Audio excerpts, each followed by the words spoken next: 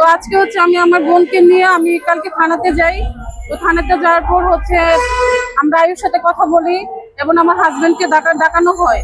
তো আমার হাজবেন্ড তথ্য দিল যে ও এটার সাথে জড়িত ছিল না, ওকে অনেকভাবে টর্চারিং করে এবং ওকে মানে স্বীকার করায় যে এটা ও করেছে। এবং আমার অফিসে যে আসবাবপত্র এবং আমার যে ফোন, আমার সবকিছু তারা আমার অফিসের স্টাফ মিলে আমাকে অ্যাটেন্ড রাখে নাই, তারা সবকিছু বিক্রি করে দেয়। এবং আজকে আমি দুইটা মেয়ে নিয়ে আজকে গত এক মাস 5 দিন আমি আত্মীয় স্বজনের বাসায় বাসায় থাকতেছি।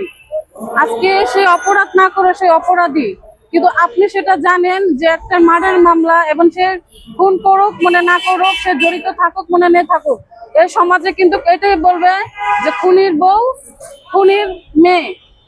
তো সেখানে আমার কোথাও যাওয়ার কোনো রাস্তা নেই। আজকে আমি আপুর বাসায় আজকে 3 দিন ধরে আপুর বাসায় আছি এবং আমার বোন যদি আজকে না থাকতাম এই পর্যন্ত আসতাম না। তো আমি আপনাদের কাছে এবং মাননীয় প্রধানমন্ত্রী তারেক রহমানের কাছে আমার একটাই দাবি, আমার 2টা মেয়ে এবং আমার বাসার আসবাবপত্র আমাকে দিচ্ছে না। এবং আমি এক কাপড়ে বের হয়েছি, আমি বেড়াতে গেছি, আমার কোনো বাচ্চাদের কাপড়ও নেই নাই, আমার কোনো কাপড়ও নেই নাই।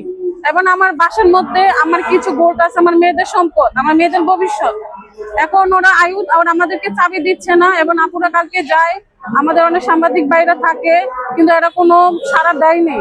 পরে আমরা ওইখান থেকে রাত 10টার দিকে গেছি, 11টার দিকে আসছি, কিন্তু এখন পর্যন্ত আমরা কোনো এটা সাড়া পাই নাই।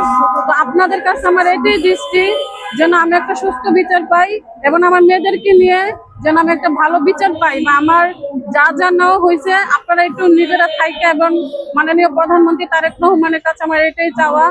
উনিরও একটা মেয়ে আছে, আমার 2টা মেয়ে। এখন আমি মেয়েদেরকে নিয়ে কোথায় যাব? আজকে 18 মাসের শিশুর যেখানে নিরাপদ নাই, সেখানে আমার 2টা মেয়ে, এবং আমার নিরাপদ কে দিবে? আমি আপনাদের কাছে এটাই বলতে চাই, আমি কোনো কথা বলতে পারতেছি না।